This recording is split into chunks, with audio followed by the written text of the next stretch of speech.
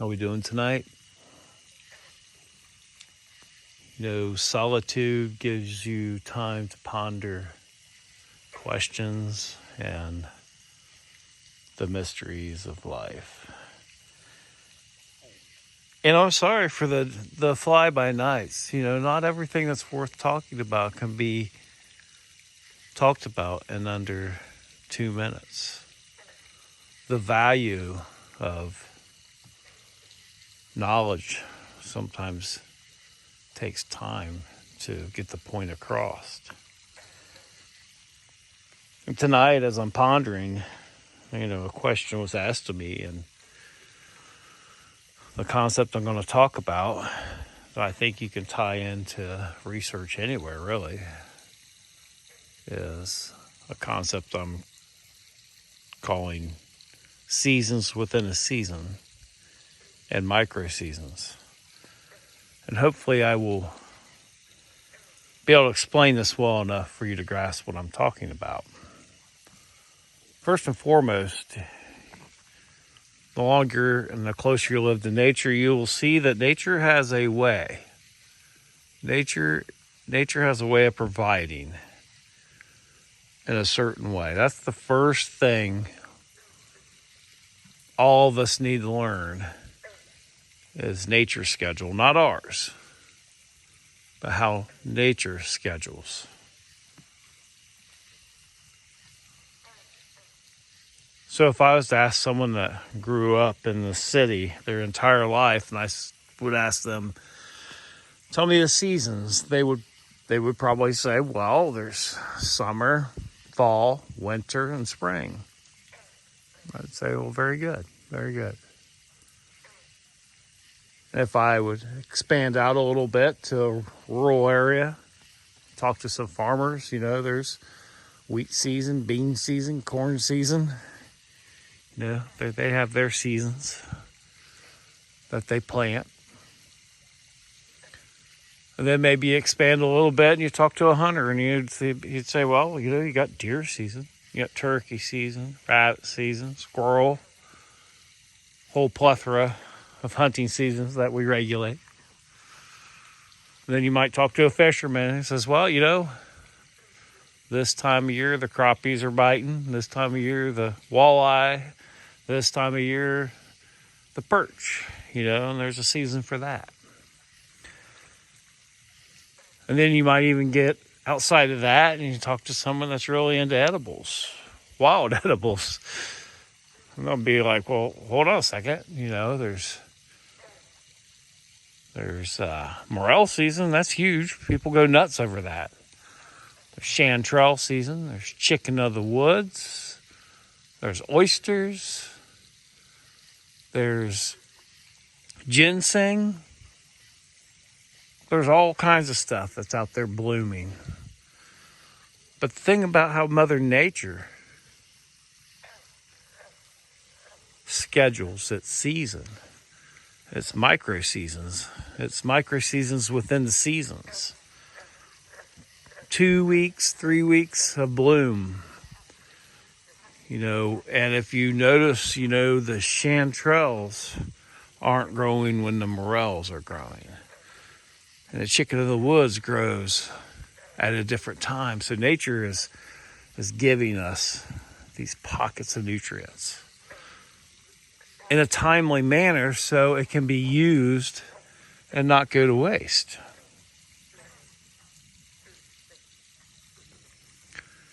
You think of the raspberries, blackberries, grapes. Even in a lot of areas, you got fruit, wild cabbage, wild lettuce. The list goes on and on and on. Then you always have the opportunity to hunt within these micro seasons where these little blooms are popping up through nature. You have the opportunity to hunt.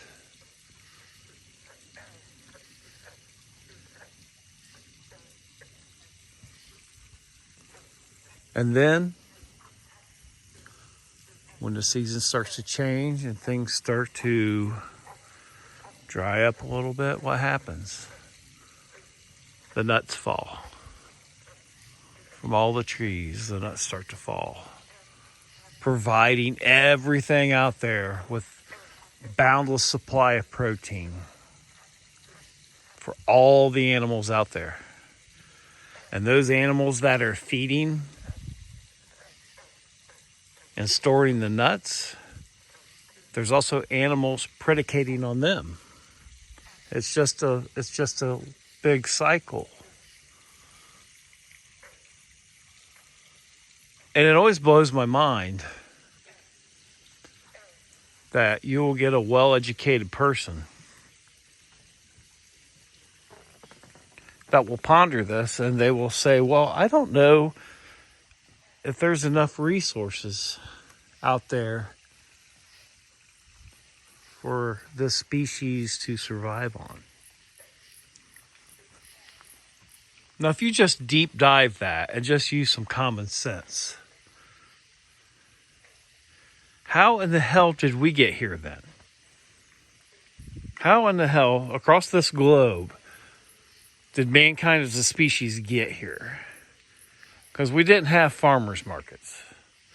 There was a time when Mother Nature provided. Think of the Native Americans. There was a time when Mother Nature provided, supporting hundreds of thousands of humans that lived out in nature. Think of the population. I don't know how many deer there are, but let's say I'm sure it could be like 500 million. Think of all the resources that takes just to feed the deer. And to look us in the eye and tell us that there's not enough resources out there for a large primate to survive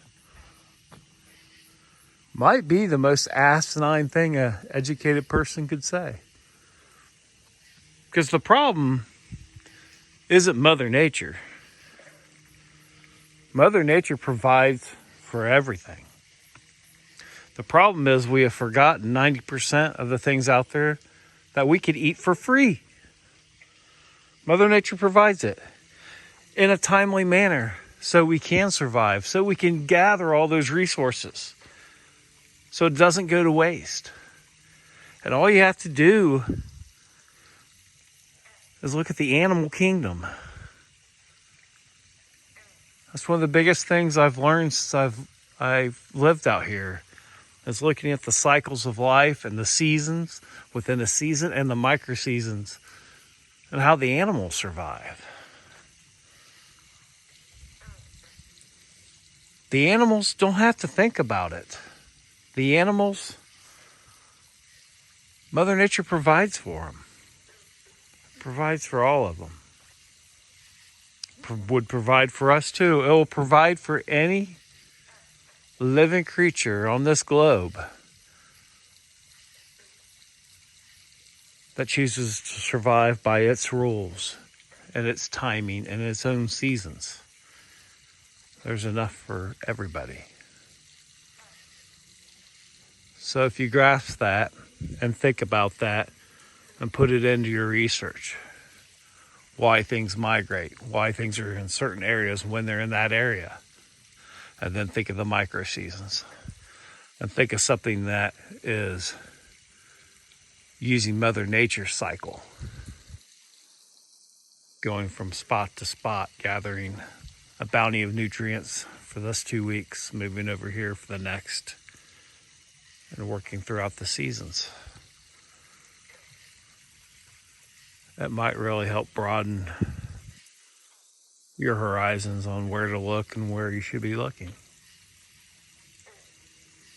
Till then, have a great night, folks.